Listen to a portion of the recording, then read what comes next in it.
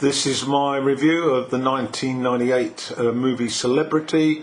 It was directed by Woody Allen and written by Woody, of course, and the cast. There was an enormous number of people in this film, as there is usually with Woody, but we'll try and focus on the influential cast members. In the lead role, Kenneth Branagh plays Lee Simon. He's a sort of journalist who focuses on the media, cinema and TV in Hollywood. His wife, Robin, is played by Judy Davis, and now the rest of the cast. Melanie Griffith is a film star. She plays Nicole Oliver. Leonardo Caprio, he's another very famous film star. His character is Brandon Darrow. Charlize Theron is a supermodel who wants to be a film star. Gretchen Mol plays Vicky, and we have Monique Fowler, who is Robin's friend. Her character is Jan. J.K. Simmons plays a hawker. Joe Montagna plays Tony Gardella. He becomes Robin's romantic interest. And we also have Winona Ryder, who plays Nola. She's an extra initially in the film and is part of the circle of celebs that we see. And David, who becomes her boyfriend, played by Hank Azaria. And I also want to just point out Tony Sirocco, who plays Lou DeMarco. You'll know Tony more famously by his character name, Paulie, from the super successful TV series The Sopranos. So that's your cast. So it's another Woody Allen movie, and as usual we open with some swing jazz music from the 30s that introduce the cast as celebrities in this film, which is called Celebrity. We cut to the movie, the first frames, and across the scribe of the sky we read that word help. It must be to catch attention of the public as they walk through the middle of a film crew with the director setting up a scene amidst the chaos. Who needs help? That's the question. Well, the fun answer will take place over the next 80 minutes or so. And so to the first celebrity, Nicole, played by Melanie Griffith, showing her petulance with the director, and watching over her and the scene is Lee, played by Kenneth Branagh, the lead role in this movie. He's playing Woody's character, and he chats up an exotic Noelle, played by Winona Ryder. She's an extra in this setup. And a word about Branagh. His American accent, pretty good, I thought. And no sooner have we said hello, he's got an exclusive with Nicole and whisks her off to her birthplace. And they sort of invade the home, much to the surprise of the current occupier. And we then get cast looking at the photographs in the past. And sooner or rather than later, we get to the situation where Lee and Nicole are exchanging chat-up lines, and with the first hint at maybe sexual mischief, as Nicole suggests she's okay, even though she's married, with extracurricular above the waist, a preview of things to come, so to speak. And Lee, of course, he's got a pristine Aston Martin, white. It's a bit similar to James Bond's Aston Martin, and fits into the Hollywood image of fame and maybe some fortune. A word about Branagh. He's got Alan's mannerisms, jerky style of body movements off to a T. Also swift use of the verbal mischief, albeit a little slower, and a sense of nervous excitement, very akin to Alan's acting prowess. And throughout we become aware of Lee's ambitions to be a writer, a script writer, and a celebrity, rather than just a movie journalist who interviews the stars. He starts to sell his script to Nate Cole as they sort of talk, and he's already pinpointed her as a potential female lead.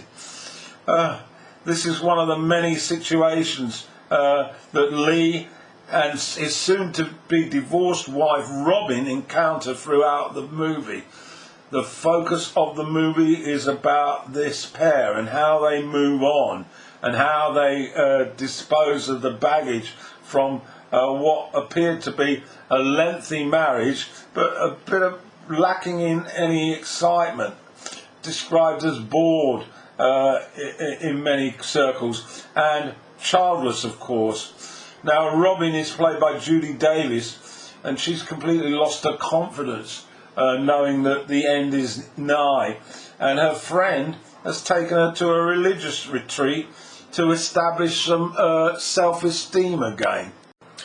At this Catholic religious retreat, we get a serious chat about divorce between Robin and her friend Monique. Woody Allen just loves his scripts to dabble with these thorny issues of religion with that tongue-in-cheek humour about bending the rules of following our beliefs. Divorce and religion in a nutshell. A brief scene catches a hawker at a retreat, J.K. Simmons selling these religious artifacts with unusual powers. Again, Alan giving a dig about business never being far away from religion. Alan has made a career out of arguments, disagreements between the sexes, and we witnessed one between Lee and Robin. Robin still in pain over the separation, and Lee just wants to be free to flirt with the Hollywood crowd. The argument is hysterical, highly comical, with Lee performing with hand waving to convey his position. It's once again indicative of Alan's way of handling these situations, and Robin taking ages to state her position that she's not going to get angry, she's not going to get too emotional, and then when Lee mentions another female at work, she explodes like a volcano, suggesting that his real motive is another woman, even though he denies this. It's a really a great scene, and we can expect more of this on the way. Although it's supposed to be anger, it's got so much humour to it, it's difficult to really hold your poise and keep a straight face. Alan gives us a peek of Hollywood events as well. We go to a catwalk where Lee catches his first sight of the voluptuous supermodel played by Charlize Theron, a blonde bombshell, and they quickly agree to go to a party using Lee's car.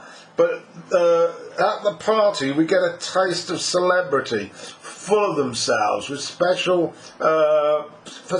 qualities, amazing solutions to everything, and self-importance that is off the charts. You met them, they are so full of themselves. And then young Charlize gets to feel a little bit queasy and feels that she's coming down with it, so she wants to leave because she's got an audition in the morning. However, once in the car, talking with Lee about where we're going to end up, yours or mine, it's agreed that she's got a better set of circumstances, and when she shares with Lee that she's got a mirror on the wall to the side of the bed, that's it. Lee loses complete control of the car, and like a scene out of a silent movie, he launches the car off the road and collides with a shop front, which then provokes extreme outrage from Charlize, who's worried that being found here will have a bad effect on her endorsements if she's found in a broken car with a drunk. It's simply a charming scene, and that's really epitomises what we're going to see in this movie. For Robin, well, she's with her friend at a plastic surgery waiting room. This has been decided as the way to get her a new look, a new way forward in her life, add up that confidence boost, and it's quite a sort of scenario with lots of people buzzing around, oddities, looking for that nip and tuck to get that extra little feel good factor. Very much part and parcel of Hollywood and the celebrity lifestyle. And there she runs into Tony. He's making a TV program there. He's a producer. The program's a sort of information program about the impact of plastic surgery. And they immediately hit it off. Tony's played by Montagna, and he strikes up a rapport with Robin and suggests that she could become a member of his team in the making of the TV programs. She's somewhat reticent, but they do hit it off, and Robin and her friend go with Tony to a cinema, and then it's a screening, and then quickly to a party, and there's this amazing scene when Robin spots Lee at the party and drastically tries to hide herself, not wishing to be viewed as hypocritical, and she hides under a table, which astonishes Tony. Anyway, they eventually meet, and of course an argument ensues. Typical. Robin spills out venom as Lee explains his female companion, and here we go again. We then switch to Lee, who goes to the class of 75, all his school chums, and he reflects on the speed of his life and theirs, and looks upon them with a sense of almost panic that they've all aged. They're all family men. Their lives are sort of all compartmentalised, and here he is, still sort of really single and looking for that special person and that special opportunity.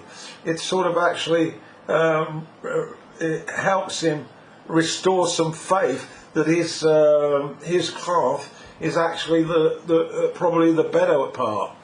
And then we move on to another intellectual party with critics, and there's some amusing scene where a number of critics start talking about one of Lee's first scripts, and one member lays into the quality or lack of this script in such a devastating way that Lee, with his eyes perked up, listening intently, eventually completely passes out with the extent of the venomous criticism. And then we move back to Robin, who's now become encapsulated in Tony's life and is now in TV. One of they go to a family meeting of Tony, and we see all these Italians there, Italian Americans, and we come across one, Tony Sirocco, who's a member of the family, and of course he played Paulie in The Sopranos, and so there's a hint through the script written by Woody that Hollywood and organised crime are basically bedfellows and part of American history, and it's all very sort of sweetly done with a chuckle. And Tony is very much viewed as the celebrity, the TV producer, and people are constantly asking him for favours. He is certainly influential in this community. The film then moves on to the appearance of Leonardo DiCaprio as Brandon Darrow. Lee's got an interview with him, but he goes to the hotel and manages to get on the fringe of a fracas in the hotel room between Brandon, some girls, and shortly he's having a real humdinger with one of the groupies, which then provokes police involvement, and he busily sort of escapes from the hotel in a bluster with Lee frantically trying to keep up with him as they move on from there to a gambling den where we at the casino we get some sort of inkling as to what Brandon DiCaprio's character is all about. It's an awesome piece by DiCaprio and shows all his qualities. He's a highly paid actor in the character, extremely good looking, attracts gorgeous women, and enjoys the excesses of alcohol, drugs, gambling, and is also quite prone to some fairly objectionable behaviour. And the sort of script pictures the idea back in the hotel room of a foursome that Brandon wants to experiment with, and this takes Lee completely by surprise. He manages just to collect himself, but he's certainly uncomfortable at this excess, and no sooner we got into this life, we're out of it again, as Darrow is off after all his excesses, and he's moving on to his next location. So that's his performance. I want to point out a brilliant scene I noted. This was just a phone call from Lee to a colleague, and it was absolutely brilliant because it was one of these dialogues where you only actually hear the monologue, and Branagh's acting was absolutely 5-star as he personified the posture, the non-verbal skills and the voicing, very much akin to some of Alan's performances in monologue. Extraordinary from this Shakespearean actor, and his movements, although less extreme than Woody, nevertheless absolutely 5-star. Meanwhile, Robin, now firmly established with Tony, is concerned about her ability to meet his physical needs, and we have this absolutely fantastic scene where she goes to her friend's house, Monique, for a heart-to-heart, and the subject of sexual satisfaction rears its head, so to speak, and Monique, always one to give advice, quickly extracts exactly what Robin is wanting help with, and we then get witness to this role play of a blowjob using bananas as props, and it hilariously ends in Monique almost choking to death. I was in hysterics. But an absolutely brilliant piece of acting again by Judy Davis, in the manner in which she went round all the houses trying to get to the subject matter, and her delivery, once again, superb. We then get to meet Hank Azaria briefly. He's David, and he arrives with Nola at a gathering where Lee is with his current beau, Bonnie. Now, Bonnie's just moved in with Lee.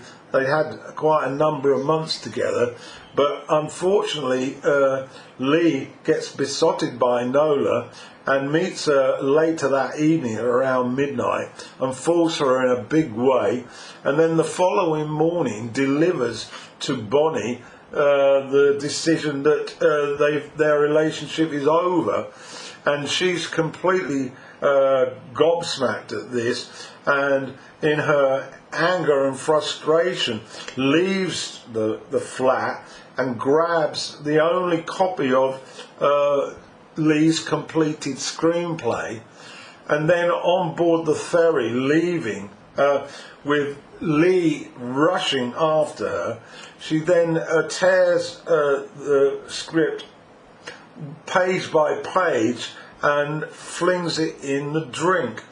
It's one of those moments in the script, and you will sense it can happen in your life when all your work is washed down the sink. And we then move on to a period where Lee and Nola, who are totally really, they are just not going to knit together as a couple. She's far too extravagant, far too freeform. She doesn't want to be tied down to any intense relationship. Lee, however, he's a lot older than her, and that's exactly what he is. And so it's a disaster in the making. And so we then reach the final part of the movie.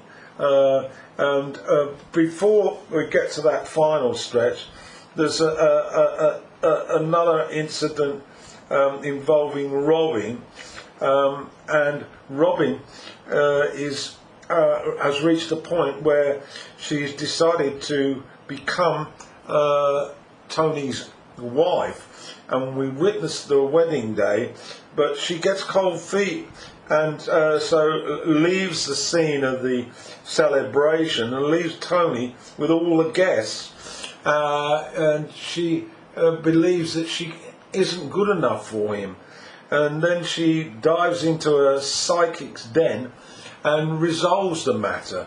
I felt this scene really wasn't developed enough, and it was rather a spanner in the works. But then Woody does like to throw in these red herrings, and I think this was one of them.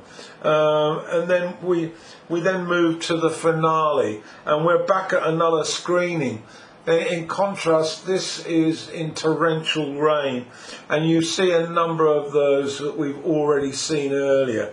For example, we go back to the initial Melanie Griffith, Nicole. She arrives, as does Charlize Theron, and Lee's there. Of course, he's wanting to get an interview or two, and then Robin arrives with Tony, and she's definitely now joined the jet set. She is part of the establishment with Tony, and they've obviously resolved that hiccup on the marital day.